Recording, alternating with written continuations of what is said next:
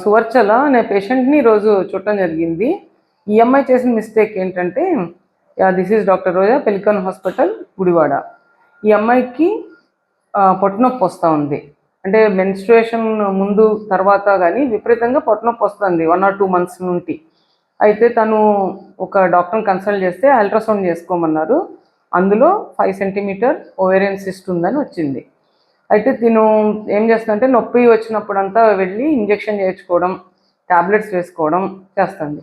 So ఇది రాను రాను నొప్పి విపరీతంగా పెరిగిపోవడం, చివరికి పెయిన్ ఎంత పెరిగిపోయిందంటే తనకు వామిటింగ్స్, అసలు ఇంకా పెయిన్ ఫ్రీ పీరియడే లేకుండా ఉంది.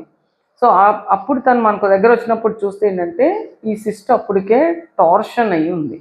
సో ఈమెకు లాప్రోస్కోప్ చేసి ఈవెన్ ఓవరీ కూడా గ్యాంగ్రీన్ స్టేట్లోకి వెళ్ళిపోయింది. ఓవరీ కూడా రిమూవ్ చేయడం జరిగింది.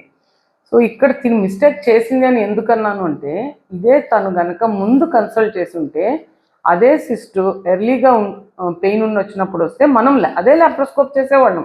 మీరు ఇప్పుడు లాప్రోస్కోప్ చేశారు కదా డాక్టర్ అంటారు. అప్పుడు లాప్రోస్కోప్ ఇప్పుడు లాప్రోస్కోప్కి ఒక డిఫరెన్స్ చెప్తాను. She's a young girl. మనం అప్పుడు లాప్రోస్కోప్ చేస్తే ఓన్లీ సిస్ట్ మాత్రమే రిమూవ్ చేసి ఓవరీని సేవ్ చేసేవాళ్ళం. సో తనకి ఫర్దర్గా ప్రెగ్నెన్సీ అప్పుడు ప్రాబ్లం ఉండేది కాదు. ఇప్పుడు తను వచ్చేసరికి ఓవరీ టార్షన్ అయిపోయి గ్యాంగ్రీన్ అయిపోయింది. సో మనము ఓవరీని సేవ్ చేయలేకపోయాము. సో తన లైఫ్ మాత్రం సేవ్ చేయగలిగాం మనం. ఎందుకు ఆ గ్యాంగ్రీన్ స్ప్రెడ్ అయితే patient will go in to shock అనమాట. సో ఓవరీ రిమూవ్ చేసాము. ఇది డిఫరెన్స్. అప్పుడు సర్జరీ ఇప్పుడు సర్జరీ అనే మాట అనకూడదు. So she lost ovary. So ఇప్పుడు ఒక్క ఓవరీ మీద తను ఉండాలి. ఇప్పుడైనా తను రెగ్యులర్ ఫాలోఅప్కి ఉండి రెగ్యులర్గా స్కాన్లు చేసుకోవాలి. ఇప్పుడు ఇటు సైడ్ సిస్ట్ వచ్చింది అంటే ఆ టెండెన్సీ ఉంది బాడీలో. సో మళ్ళీ రెగ్యులర్గా ఫాలోఅప్ చేసుకుని స్కాన్లు చేసుకుని సో డాక్టర్ అడ్వైజ్ ఫాలో అవుతేనే బెటర్.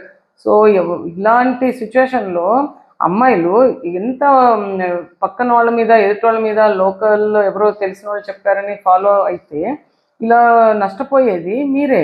మీరు ఇంకా మీకు చాలా ఫ్యూచర్ ఉంటుంది. మీరు పెళ్లి చేసుకోవాలి, పిల్లలు పుట్టాలి, ఇలాంటివి. అప్పుడు మీరు ఏం చేయాలి? ఎంత ఎడ్యుకేటెడ్ అయ్యుండి మీరు సైంటిఫిక్ వేలో అప్రోచ్ అవ్వాలి. ఒక డాక్టర్ని కన్సల్ట్ చేసి డాక్టర్ ఏం చెప్తున్నారని విని ఆ డాక్టర్ మీకు సరిగ్గా చెప్పలేదు అనుకుంటే అప్పుడు మీరు ఇంకొక సెకండ్ ఒపీనియన్ ఇంకొక గైనకాలజిస్ట్ దగ్గరికి వెళ్ళండి. కానీ ఇలా మీరు ఎవరిని పడితే వాళ్ళు చెప్పారని లేదా ఆల్టర్నేటివ్ మెడిసిన్ యూజ్ చేయడం కానీ చేయొద్దు దయచేసి. దానివల్ల మీరు are losing your life. Okay, thank you.